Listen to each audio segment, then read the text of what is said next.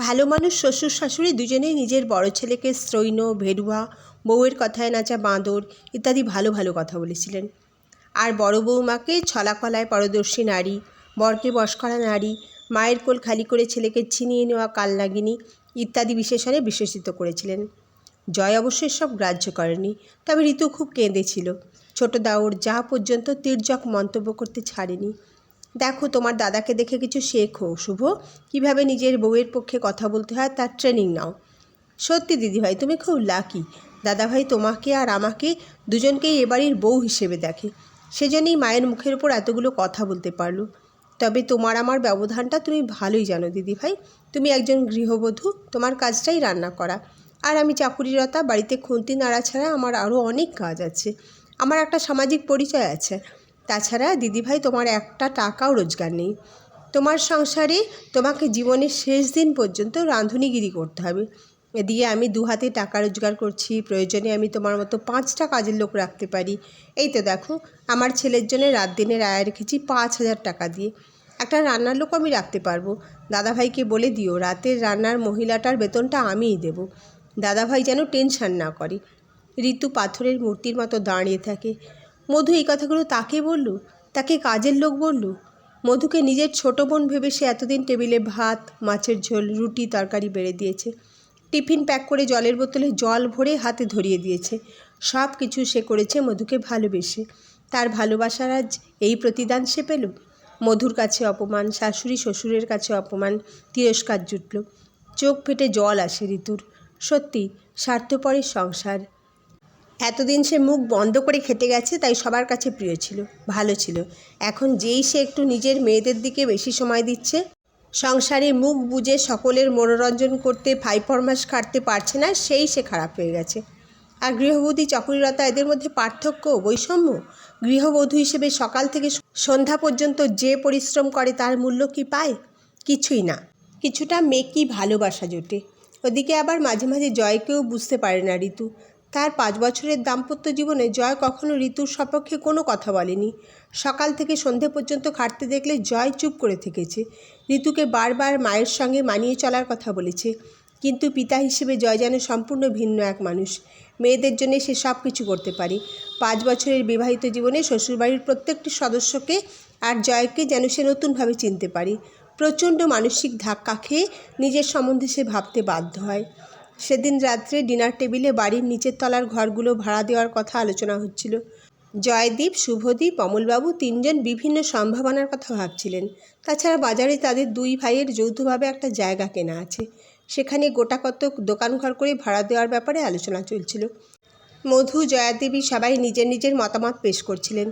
ঋতু উৎসাহিত হয়ে মন্তব্য করে, বাজারের দোকানঘরগুলো একেবারে দোতলা করে দেবে। দোতলাটার একপাশ জুড়ে একটা লেডিস পার্লার করলে বা ভাড়া দিলে খুব ভালো হয়। ওখানে ধারে পাশে আর কোনো পার্লার নেই, ওখানে পার্লার বেশ ভালো চলবে।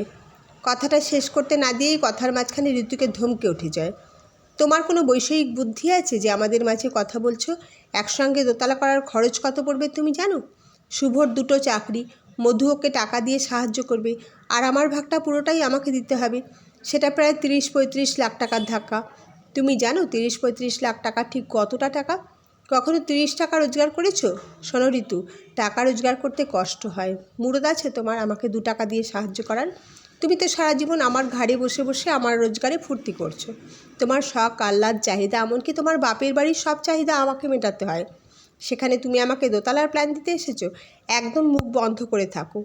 জয়ের বকুনিতে চোখে জল চলে আসে ঋতুর। শাশুড়ি, যা, এমনকি দেওর শুভ পর্যন্ত মুখ টিপে হাসছে। খাবারগুলো মুখে তেতো লাগে ঋতুর। পরদিন রিয়া দিয়ার স্কুলে গিয়ে চুপ করে গাছের তলায় বসে থাকে। একটু পরে স্কুটিতে করে রিমঝিম ওর মেয়ে তৃষাকে নিয়ে ঢোকে। রিমঝিম ঋতুর স্কুলে সহপাঠী ছিল। স্কুল ছাড়ার পর 2 বন্ধু অনেক দিন যোগাযোগ ছিল না। তারপর বিয়ে, সংসার, মেয়েদের স্কুলে ভর্তি করার পর হঠাৎ এখানে রিমঝিমের সাথে ঋতুর দেখা। রিমঝিমের মেয়ে তৃষা ক্লাস 1-এ পড়ে। ঝুমাই প্রথম ঋতুকে দেখে চিনতে পেরে এগিয়ে এসে কথা বলে। ফলে দুজনের মধ্যে আবার তাদের হারিয়ে যাওয়া কিশোরবেলা বন্ধুত্ব সব ফিরে এসেছে। 6 বছর বিবাহিত জীবনে ঋতুর শ্বশুরবাড়ির লোকজনও বাপের বাড়ির লোকজন ছাড়া আর কেউ আপনজন নেই। সেখানে ঝুমা তার জীবনে একরাশ টাটকা সতেজ বাতাস বয়ে এনেছে। ঋতুকে অন্যমনস্ক, ক্লান্ত, বিধ্বস্ত দেখে ঝুমা প্রশ্ন করে, দুঃখটা নিজের ভেতরে চেপে রাখিস না ঋতু। কী হয়েছে আমাকে বল, নিজের মন খারাপটা শেয়ার কর। ঋতুর গলার স্বরটা যেন বহু দূর থেকে ভেসে আসছে। আচ্ছা ঝুমা, সংসারে এত বৈষম্য কেন বলতো? আমি গৃহবধূ, আমার কোনো আর্থিক স্বাচ্ছন্দ্য নেই, স্বামীর উপর নির্ভরশীল, তাই সংসারে আমি ব্রাত্য। আমার কোনো মানসম্মান নেই, বাক স্বাধীনতা নেই।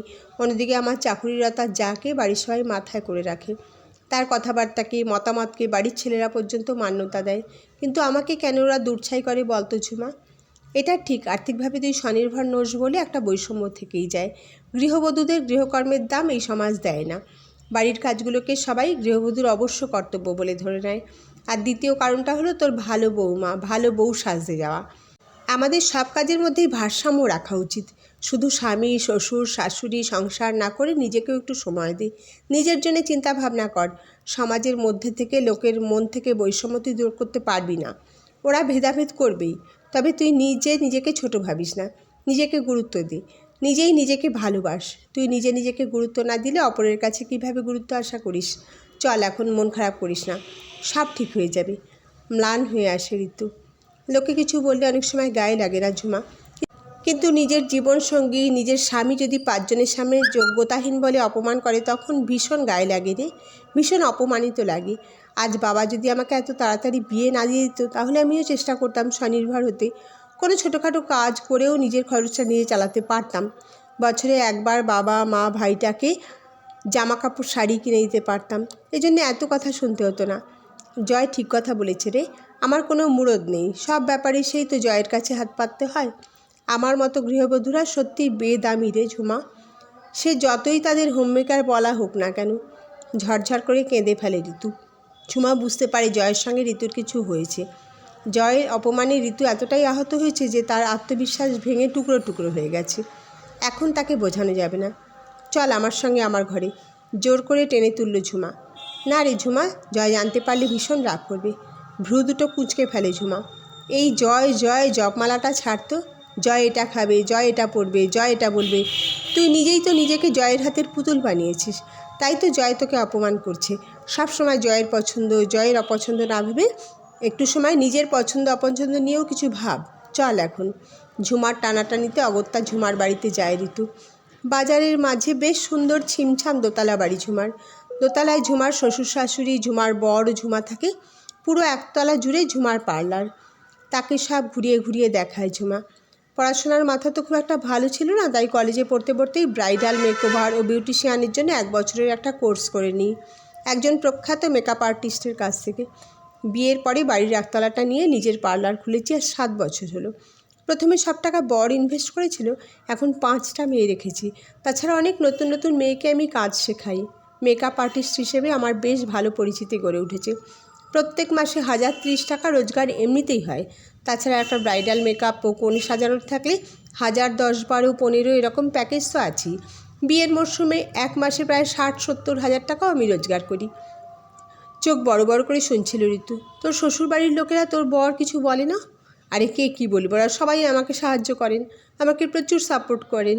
শ্বশুর শাশুড়ি আমার মেয়েকে দেখেন।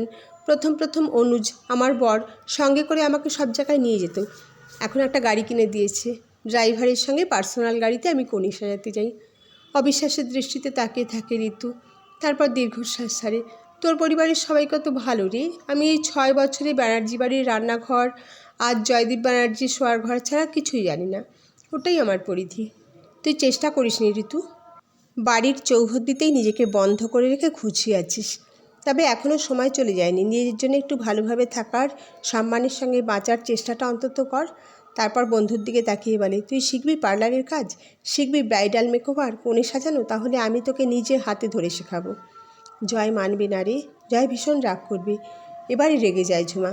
যা দূর হ আমার সামনে থেকে, একদম আমার সামনে আসবি না। জয় তোকে অপমান করেছে, ঠিক করেছে। এই অপমানটাও তুই মানিয়ে নে। আসলে কি বলতো ঋতু, অপমান সহ্য করে করে তোর চামড়াটা পুরু হয়ে গেছে। রেগে গিয়ে ঝুমা বন্ধুকে আঘাত করে বসে। বিগত 7 দিন ধরে ভেবেছে ঋতু। শুধু ঝুমার তীক্ষ্ণ বাক্যগুলো মনে পড়ছে।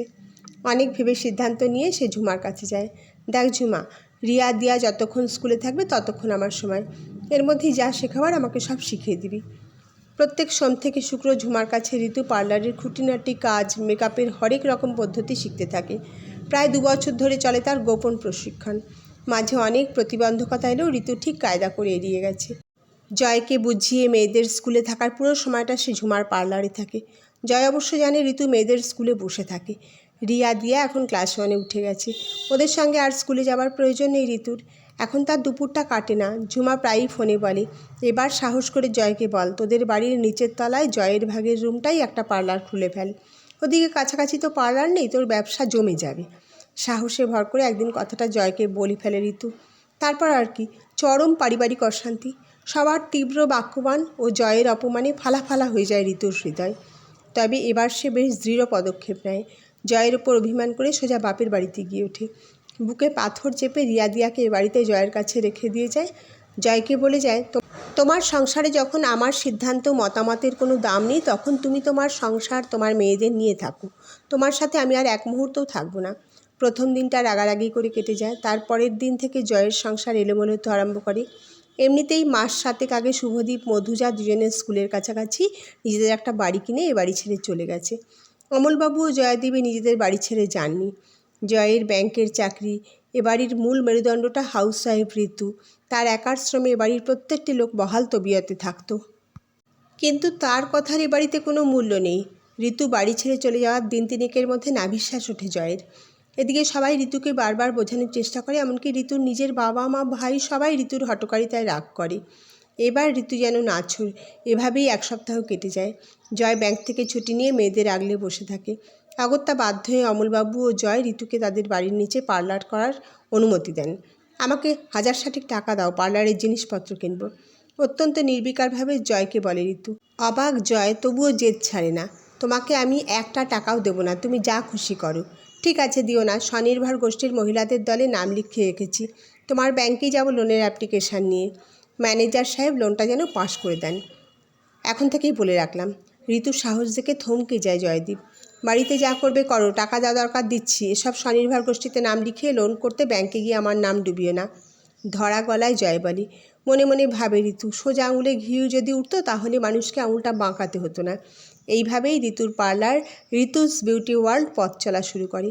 5 বছর পর ঋতুর মেয়ে রিয়া দিয়া ক্লাস 6-এ পড়ে। সারাদিন ঋতু ভীষণ ব্যস্ত থাকে। একদিকে সংসার, অন্যদিকে তার স্বপ্ন ঋতুস বিউটি ওয়ার্ল্ড নিয়ে। অমলবাবু ও জয়াদেবী আরও বৃদ্ধ হয়েছেন। বাড়িতে সর্বক্ষণের একজন কাজের লোক মায়াদিকে রেখেছে ঋতু। রান্নার জন্য রিনাদি আছে। বাইরের কাজ, বাসন ধোয়া, কাচাকাচির জন্য শিখা আছে। ইদানিং পার্লারের সব কাজ নিজের হাতে করে না ঋতু। সব সময়ের কাজের জন্য সোমা, টিনা ও রেশমা বলে 3 জনকে রেখেছে। বিয়েবাড়ির মাসগুলোতে পুজোর সময় সে একটুও বিশ্রাম পায় না, প্রচণ্ড চাপ থাকে। ঝুমার মতো মেকআপ আর্টিস্ট হিসেবে ঋতুর আজকাল বেশ সুনাম। এখন কোথাও নেমন্তন্ন থাকলে মধু এসে ঋতুর পার্লারে সেজে যায়। এমনকি মধুর কলিগরা সবাই নিয়মিত আসে।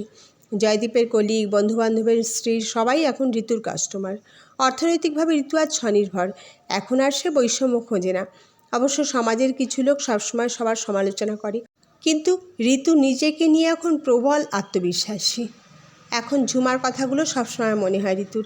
আমাদের জীবনের শেষ দিন পর্যন্ত আত্মোন্নতির চেষ্টা করা উচিত, তবেই একদিন সফলতা আসবে। সব বৈষম্যের জাল ছিঁড়ে তবেই আমরা খোলা আকাশে উঠতে পারবো।